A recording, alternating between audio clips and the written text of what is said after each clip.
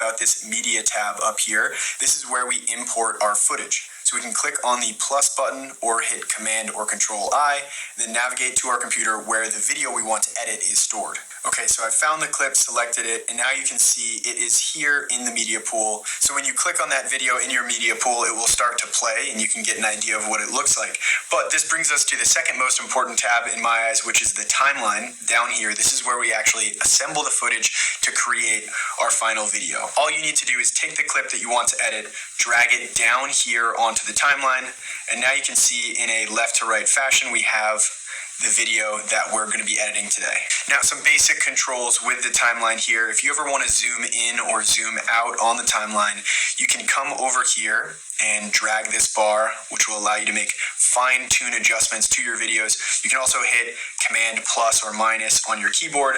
Most of the time, though, what I do is I will hold the Command key on my keyboard and then use the scroll wheel on my trackpad or on a mouse if I'm using one, which will let me zoom in and out. If you want to make an adjustment to your clip, like trim the beginning or the end, you can come over, just drag that and trim it, and the same thing with the front and the back. If you wanted to cut a clip and maybe delete a section, you can come up to this tool right here, which is split, or you can hit Command B, which is the keyboard shortcut. You can see that's now split the clip into two different sections where I could maybe delete one. You can hit Command Z to go back and undo anything you might have done. And for the time being, that's really all you need to know. As we continue editing the video, more features will become apparent. Now, you'll notice when you actually select the clip on your timeline, in the top right corner of CapCut, we have this tab pop up, which is the video tab. With this tab, we can make a lot of changes to our video, like we could increase the scale, we could mess with the rotation if we wanted to. Lots of things that will become more relevant as we continue editing, but we have other functions. We can control our audio here and maybe increase or decrease the volume.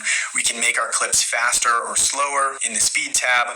In the animation tab, we have some built-in animations within CapCut, all very self-explanatory that we'll dive more into as time goes on.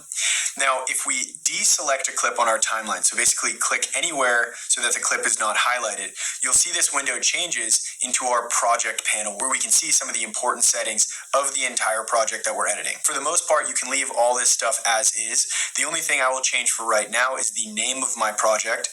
I will hit modify, and we'll just call this Best Free Editing Software, and then hit save. Moving across our screen here in the player window, it's self-explanatory. This is where our video is going to play back. There isn't too much to talk about here, but I will say if your computer is struggling to play the videos back and it's lagging a little bit, you can come up here and then change the preview quality to performance priority. If you wanted to change the aspect ratio of your video from vertical for maybe Instagram or TikTok to widescreen for YouTube, you could come down here and select a ratio and change it to, let's say, 16:9.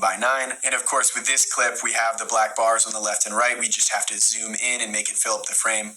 For the time being, though, we want to stay in a vertical format, so we'll just go back to the original. And then I know we already touched on this top left corner, but I do want to point out there is a lot more functionality built in here. We have the media pool, which is where everything we've imported will live, but we also have a tab for audio and music, text, stickers, effects and transitions, and a lot of other things that we will use throughout this editing tutorial. Okay, so that does it for the basic overview of CapCut. I think it's a lot more valuable to see these things in use, so that's what we're going to dive into right now with the level 1 edit. Now, there are obviously tons of different types of videos that you could create. Right now, we're focusing on a popular style, which is just a talking head reel, which will also mirror a YouTube video. One thing about this video, we have one main talking head clip. So the primary video exists in just one clip. Let's say, on the other hand, you were doing a travel video and you had multiple clips that you wanted to piece together. The only difference here is your media pool would be filled with other clips, and you would take those clips and you would again drag them onto the timeline. You could grab the clips, rearrange them. You could take the clips, trim them to shorten them down, and only highlight the sections that you want. And that's honestly how you create a very basic video. But we're going to go back because we only have one clip here. And the first step in my editing workflow is to make sure our clip is framed up properly. We'll do any minor color correction if that needs to happen, and we'll also edit our audio to make sure it sounds good. Now, with the clip that we're looking at right now, I think the framing is all set, so I don't need to change anything there. If I wanted to, I could zoom in and just use my mouse to reframe and position the subject wherever I wanted it to.